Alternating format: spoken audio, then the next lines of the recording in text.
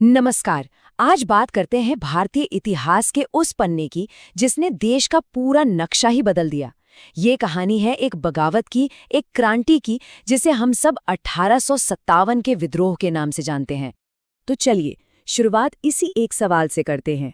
आखिर ऐसा क्या होता है कि एक सिपाही जो अपनी वर्दी के लिए जान देने को तैयार है, अचानक बागी बन जाता है?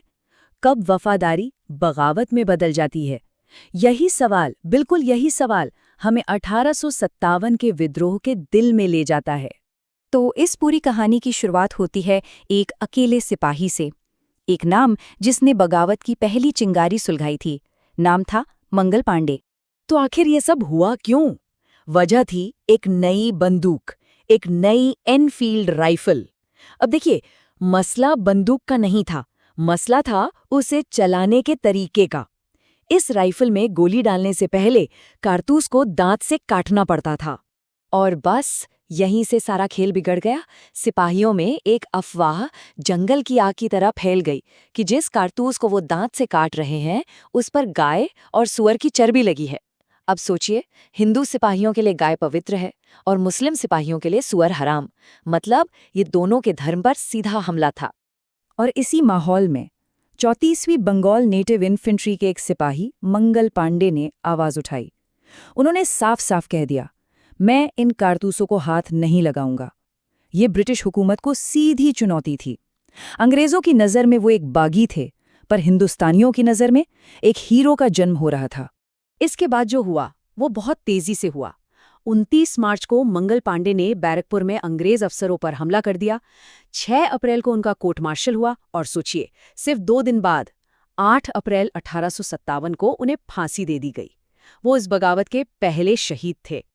अंग्रेजों ने सोचा होगा कि एक सिपाही को फांसी देकर वो सबको डरा देंगे, कि बगावत की आवाज दब जाएगी। लेकिन हुआ ठीक इसका उल्टा। मंगल पांडे की शहादत ने उस चिंगारी को एक धधकती आग में बदल दिया। उनकी शहादत के ठीक 1 महीने बाद 10 मई 1857 को मेरठ में सिपाहियों ने खुला विद्रोह कर दिया। बस यहीं से बगावत की औपचारिक शुरुआत हो गई। और ये आग जिस तेजी से फैली वो हैरान करने वाली थी।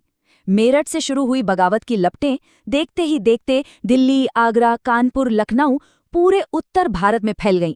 अब ये साफ हो चुका था कि ये सिर्फ कुछ सिपाहियों का गुस्सा नहीं है, ये एक बड़ी क्रांति की शुरुआत है। ये तस्वीरें देखिए, ये उस दौर का मंजर बयां करती हैं।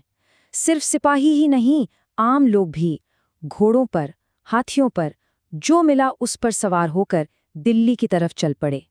मकसद एक था, आखिरी मुगल बादशाह बहादुर शाह जफर को अपना नेता बनाना और अंग्रेजों को बाहर निकालना। अब इस कहानी में एक और बड़ा नाम जुड़ने वाला था, एक ऐसा शख्स जो इस बगावत के सबसे काबिल फौजी लीडरों में से एक साबित हुआ। नाम था तात्या टोपे। ये है तात्या टोपे। इनका असली नाम था रामचंद्र पांडुरंग यावलकर। ये अपनी जबरदस्त दिमागी सूझबूझ और खास तौर पर गुरिल्ला युद्ध यानी कि छापामार लड़ाई की तकनीक के लिए मशहूर थे। इन्होंने अंग्रेजी फौज की नाक में महीनों तक दम करके रखा था। तात्या टोपे के कारनामे वाकई कमाल के थे। उन्होंने नाना साहेब के सलाहकार के तौर पर शुरुआत की, फिर एक बड़ी फौज के साथ कानपुर को अंग्रेजों से वापस छीन लिया। जब हालात बिगड़े तो उन्होंने हार नहीं मानी, बल्कि मध्य भारत के जंगलों से अपनी छापामार लड़ाई जारी रखी। और उनकी सबसे बड़ी जीत वो थी ग्वालियर के मजबूत किले पर कब्जा करना। ग्वालियर जीतने के बाद तात्या टोपे और उनके साथियों ने एक बहुत बड़ा ऐलान किया, हिंदवी स्वराज का, मतलब अपना राज, एक आज़ाद मुल्क। ये ऐलान इस बात का पक्का सबूत था कि ये लड़ाई अब सिर्फ कारतूसों के खिलाफ नहीं थी, ये भारत की आज़ादी की लड़ाई बन चुकी थी। लेकिन कहते हैं ना, हर कहानी में एक दुखद मोड़ भी आता है।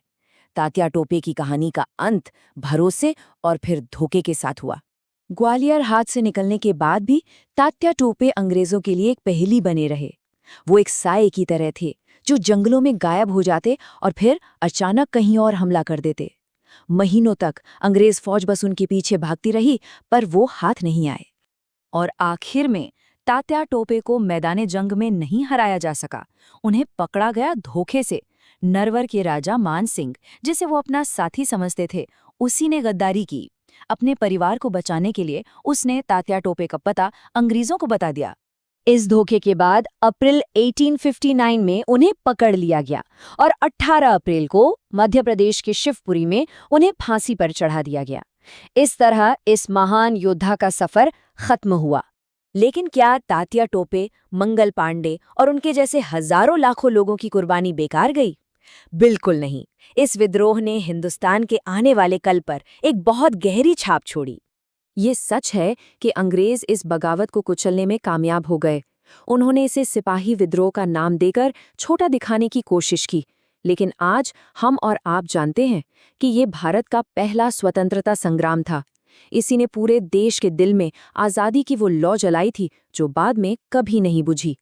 अब जरा इस नंबर पर गौर कीजिए, 34,735। 34,735 ये सिर्फ एक नंबर नहीं है। ये उन कानूनों की गिनती है जो अंग्रेजों ने इस विद्रोह के बाद बनाए। सोचिए, वो इस बगावत से कितना डर गए थे।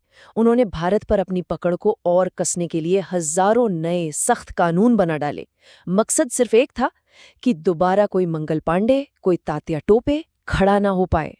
तो आखिर में एक सवाल फिर वहीं आके खड़ा हो जाता है।